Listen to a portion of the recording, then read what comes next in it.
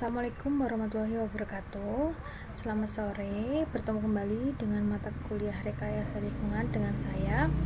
Kali ini kita akan belajar mengenai pengelolaan sampah non B3 pada bagian 1. Sebelum kita mulai, mari kita berdoa dulu sesuai keyakinan kita masing-masing. Berdoa mulai.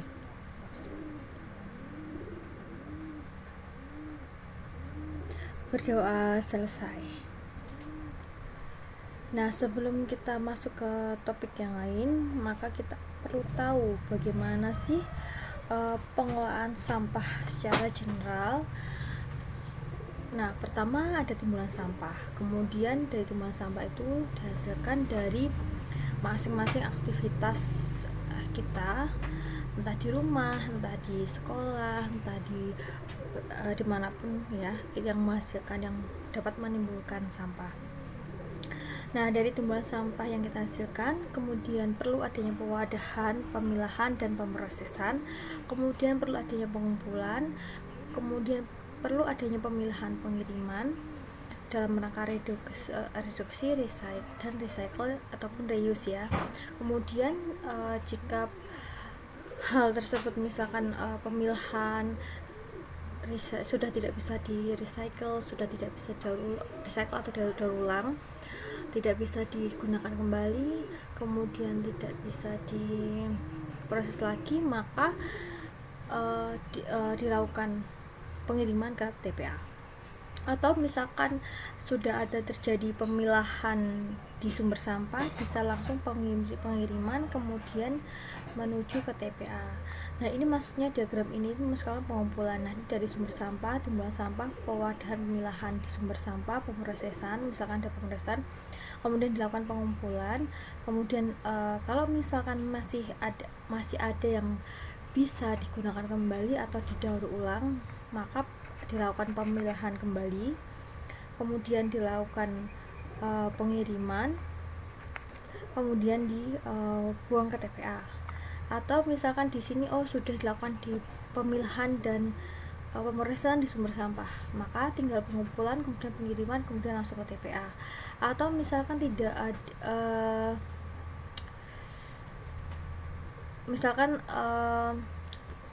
pemilahan dan pewadahan dan sebagai pemrosesan sudah cukup di sumber sampah, pengumpulan bisa langsung ke TPA tanpa melalui proses pemilahan, seperti itu. Nah, di sini pengiriman, kemudian dikirim lagi dikirim untuk dipilah lagi, kemudian baru dikirim ke TPA. Seperti bisa skenario-nya bisa macam-macam tergantung kondisi karakteristik timbulan sampah, kemudian kondisi misalkan budaya setempat, sehingga kondisi situasi dan geografis di wilayah dilayani pada pengelolaan sampah, sehingga masing-masing skenario ini tergantung dari hal-hal tersebut.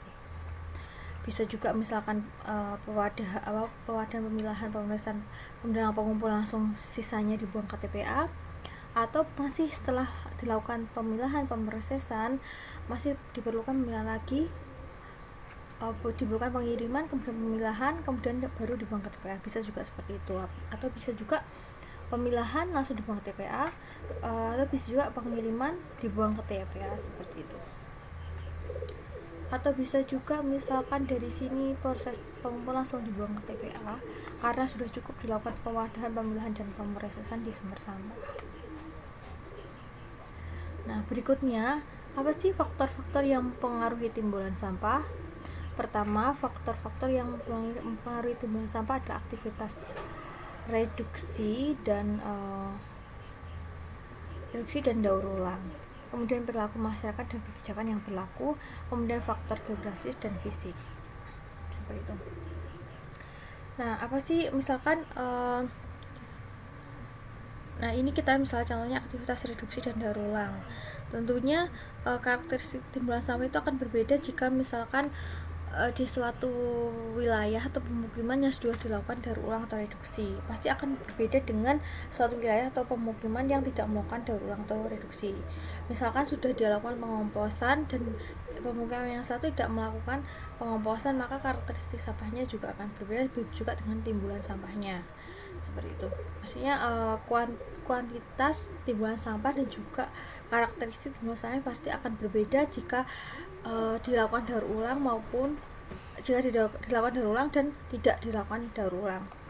Kemudian perilaku masyarakat dan kebijakan yang berlaku. Misalkan perilaku masyarakat di suatu wilayah yang terbiasa melakukan daur ulang, di masyarakat yang tidak terbiasa dengan melakukan daur ulang, maka karakteristik timbulan sampahnya juga berbeda, kuantitasnya juga berbeda.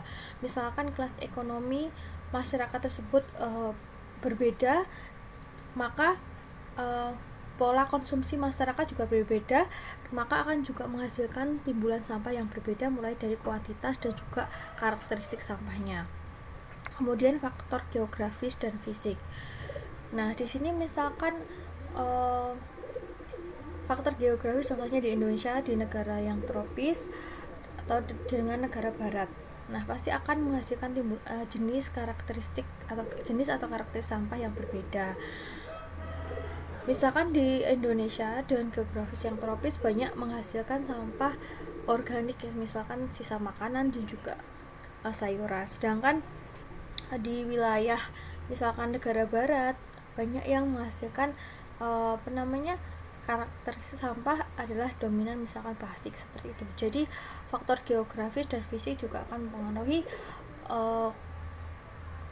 timbulan sampah, jumlah timbulan sampah dan juga karakteristik sampah.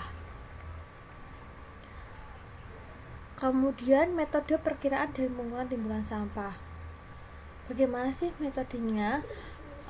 Metode pengukuran timbulan sampah bisa dilakukan dengan 1. Menggunakan satuan volume dan massa. 2. Menggunakan kesetimbangan material untuk memberikan kuantitas timbulan sampah. Ketiga, bisa menggunakan pendekatan dengan statistik untuk menganalisa kecepatan timbulan sampah. Nah, misalkan menggunakan satuan volume dan massa. Nah, jadi metode ini kita bisa menggunakan bisa menggunakan kombinasi dari beberapa dari metode ini. Misalkan kita mau menghitung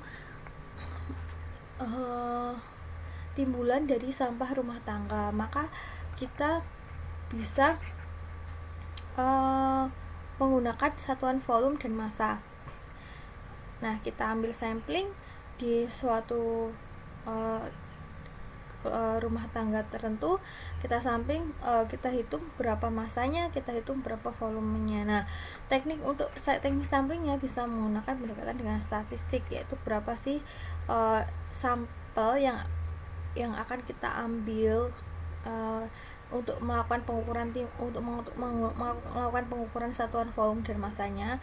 Misalkan dalam satu wilayah itu bentuknya 100 kk, maka kita melakukan pendekatan dengan metode statistik. Kita tentukan berapa jumlah rumah atau kk yang akan kita sampling. Nah, dari kombinasi dua metode ini kita akan mengetahui misalkan berapa rata-rata volume dan massa dari timbulan sampah yang dihasilkan di suatu rumah tangga di wilayah tertentu, seperti itu. Nah, kita bisa juga menggunakan kesetimbangan material untuk memberikan kuantitas timbulan sampah. Misalnya kita sudah tahu berapa sih timbulan dan volume dan massanya dari suatu timbulan sampah, maka kita akan bisa memperkirakan kesetimbangan materialnya. Misalkan ini apa saja sampahnya, kemudian prosesnya seperti ini, nanti yang menjadi misalkan di situ ada pemilahan, ada pemrosesan apa saja yang akan dilakukan untuk sampah tersebut. Nah, nanti akhirnya outputnya itu akan jadi seperti apa sampahnya. Misalkan bisa jadi gas karena dilakukan pembakaran, atau misalkan jadi jadi composting karena di situ ada proses pengomposan, jadi pupuk kompos outputnya karena di situ ada proses pengomposan dan lain sebagainya. Nah, di situ kita bisa breakdown dengan menggunakan kesetimbangan material, atau kita bisa memperkirakan hasil dari produk yang misalnya sampah yang dihasilkan nanti akan kemana, bentuknya seperti apa. Nah, kita bisa menggunakan kesetimbangan material mulai dari raw material sampai dengan end product atau end product di pembuangan akhir, seperti itu. Nah, di sini kita akan belajar mengenai metode pengukuran kuantitas timbulan sampah. Jadi ada 3 metode, load count analysis, kemudian kedua adalah weight volume analysis, kemudian adalah material balance analysis. Jadi ada 3 ya pengukuran kuantitas timbulan sampah. Nah di sini load count analysis ini timbulan sampah diberikan dari setiap load, volume dan specific gravity. Misalkan ada truk pengangkut sampah, kita berapa sih jumlah loadnya. Nah misalkan ada 3 load misalnya seperti itu, volumenya berapa. Nah kita sudah tahu berapa sih specific gravity dari sampah yang dihasilkan. Nah kita bisa menentukan massa dari sampah tersebut dengan menggunakan ini loadnya. Kita tahu loadnya, kita hitung volumenya truk sampahnya, kemudian kita sudah tahu specific gravity-nya, maka kita bisa menggunakan metode ini untuk menghitung massa timbulan sampah. Kemudian kita bisa menggunakan weight volume analysis dengan cara yaitu menimbang langsung sampah yang dihasilkan, kemudian mengukur langsung volume sampah yang dihasilkan.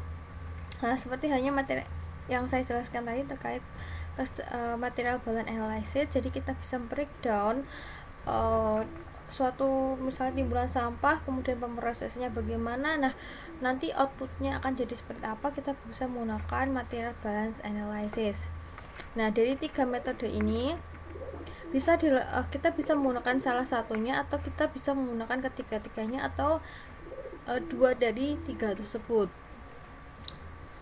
Nah ini di bawah ini merupakan penjelasan dari material balance analysis, yaitu analisa material sampah mulai awal pembuangan, proses, dan end product secara terinci. Itu adalah penjelasan dari apa sih bagaimana material balance analysis untuk pengukuran kuantitas timbulan sampah. Dalam praktiknya kita bisa menggunakan kombinasi ketiga-tiganya, atau salah satu atau 2 di antara 3 tersebut.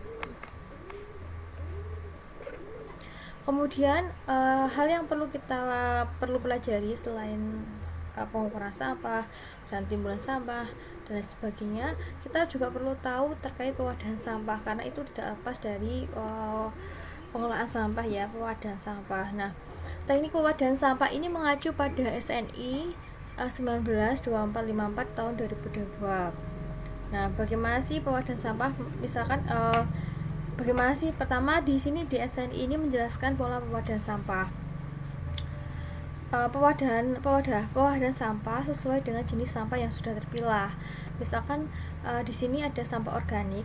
Nah di SNI ini menjelaskan bahwa pewadahan sampah dibedakan menjadi 2, yaitu sampah organik dan sampah anorganik.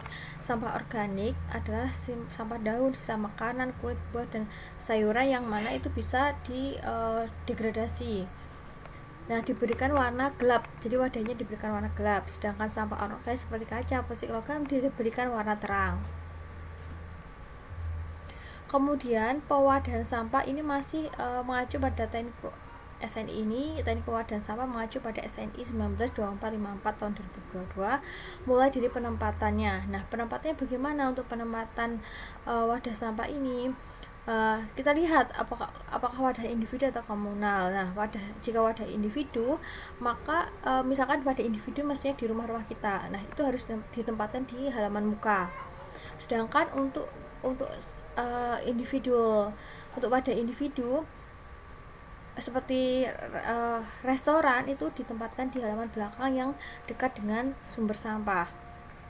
Kemudian untuk wadah komunal, penempatannya adalah sedekat mungkin dengan sumber sampah, tidak mengganggu pemakaian jalan atau sarana umum lainnya, di luar jalur lalu lintas, di ujung gang kecil, di sekitar taman. Untuk di tempat pejalan kaki, jarak antara wadah itu 100 meter. Nah ini masih terkait pewadahan sampah. Persyaratan bahan dari wadah sampah: tidak mudah rusak, kedap air, ekonomis, dan mudah dikosongkan. Ekonomis ini maksudnya apa? Jadi bahannya mudah ditemukan oleh masyarakat sekitar, artinya wadah yang digunakan itu mudah dicari, seperti itu. Tidak mudah rusak dan juga kedap air dan mudah dikosongkan, artinya mudah dilakukan untuk pengambilan sampah. Sampah tersebut mudah diambil untuk dilakukan pengangkutan, seperti itu. Kemudian penentuan ukuran wadah. Jadi dalam menentukan ukuran wadah kita harus tahu terkait beberapa hal, seperti misalkan sistem pelayanan dari pengelolaan sampah tersebut, apakah individu ataukah komunal. Kedua, kemudian jumlah penduduk atau jumlah penghuni rumah yang dilayani, kemudian timbulan sampahnya berapa, kemudian frekuensi pengambilan sampah, kemudian cara pengambilan sampah.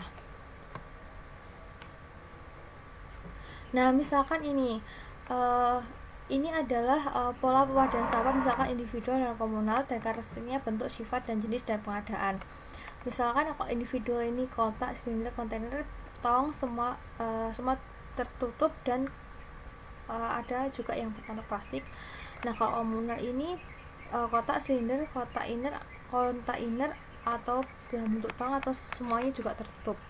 Kemudian sifatnya itu ringan dan mudah dipindahkan, sama halnya dengan komunal ya, ringan dan mudah dipindahkan. Jenisnya adalah bisa logam, plastik. Logam di sini harus tahan korosi ya untuk pewadahan sampah. Jadi tidak boleh sembarang logam, artinya logam yang digunakan adalah bahan logam yang tahan korosi. Kemudian plastik, fiberglass, kayu, bambu ataupun rotan. Begitu juga dengan komunal. Nah, pengadaannya bisa pribadi, instansi pengelola, dan instansi pengelola. Nah, kemudian pengadaan wadah sampah individual oleh pribadi dan wadah sampah komunal oleh instansi komunal. Nah, di sini kapasitas untuk masing-masing jenis wadah ya, misalnya kantong plastik itu 10-40 liter 1 kk. Jadi umur wadahnya atau lifetime-nya 2-3 hari. Keterangan induk ini hanya berlaku untuk individual untuk kantong plastik. Kemudian tong bisa 40 liter 1 kk 2-3 tahun. Di sini umur wadahnya ya, maksudnya 2-3 tahun, maksimal pengambilan 3 hari. Jadi semua untuk pengambilannya itu rata-rata 3 hari sekali. Tapi untuk umur wadahnya itu bisa bermacam-macam. Sini ada tong. Nah, ini berapa, bisa kita lihat berapa sih kapasitasnya dan berapa kakak, dan kemudian umur wadahnya itu sampai berapa tahun. Nah, untuk kontainer dan untuk kontainer itu biasanya digunakan oleh komunal seperti itu. Semua ini bisa dilihat pada SNI 1924-54 tahun 2022. Tahun 2002 maksudnya. Sekian, terima kasih. Sumbernya diambil dari Cobanoclus tahun berapa ini? Cobanoclus tahun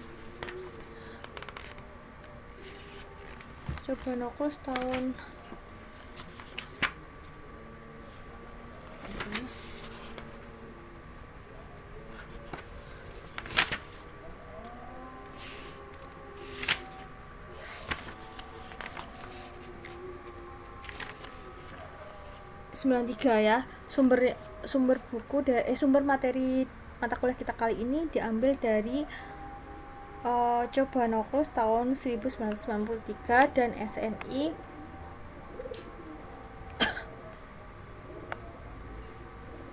1924-54 tahun 2022. Selamat belajar, mohon maaf lahir dan batin. Terima kasih.